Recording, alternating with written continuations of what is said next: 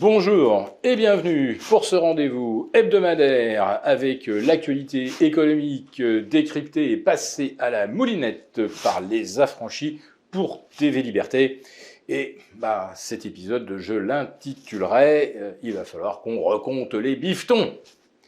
À quel bifton fais-je allusion? Eh bien, à ce saisi dans le cadre d'un vaste coup de filet pour corruption au plus haut niveau des instances européennes, avec notamment la vice-présidente, Madame Kaili, ancienne top modèle, présentatrice TV, devenue députée socialiste PASOK en Grèce, avant d'accéder au Graal des plus hautes fonctions en Europe. Je pense également à Monsieur Pier-Antonio Panzeri, qui était responsable de l'ONG Luttons contre l'impunité. Eh bien, j'espère que ce boomerang lui reviendra bien comme il faut. Alors, je ne sais pas si c'est chez lui qu'on a trouvé les 600 000 € en petites coupures dont les numéros ne se suivent pas, ou si c'est chez Madame Kaili, qui prétend que l'argent appartiendrait à son mari. Bref, mais qu'est-ce que cet argent a vraiment servi? À quoi a-t-il vraiment servi?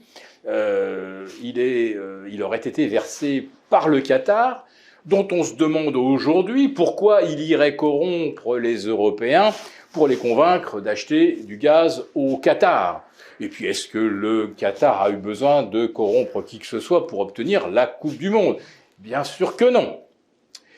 Ah oui, mais le problème, c'est que il y a 12 mois de cela, les Européens se fournissaient en gaz auprès de la Russie et à un coût bien plus économique que le GNL qui vient du Qatar. Bon, que le Qatar ait voulu assurer ses arrières pour les années à venir, c'est assez compréhensible, d'autant que l'Émirat fait construire en ce moment même d'énormes unités de liquéfaction du gaz, mais qui n'est à aucun moment, ou n'était à aucun moment, concurrentiel par rapport au gaz russe. Mais aujourd'hui, ça devient évidemment hautement stratégique. Alors moi, j'ai envie de demander qu'on recompte les bifetons, mais les bifetons des budgets européens, parce que on ne peut pas passer à côté de ce scandale absolu, qui est le coût du mégawatt-heure, qui a bondi en l'espace d'un an de 60 à 450.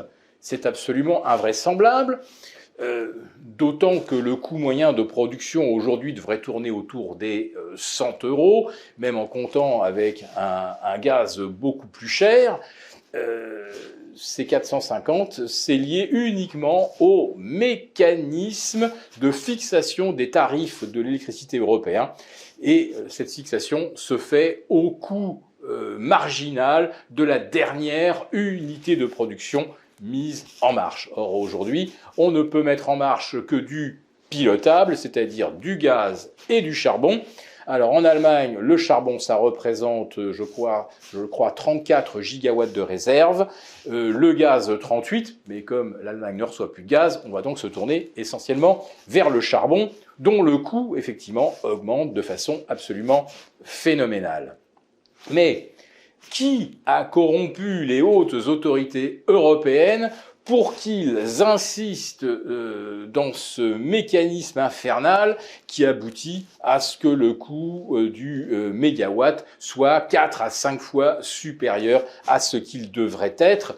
Là, vraiment, on se demande qui a filé des bifetons et à qui pour maintenir ces mécanismes en l'état et ne pas renoncer et faire comme les Espagnols et les Portugais qui, aujourd'hui, consomment 1 kilowatt aux alentours de 80 à 100 €.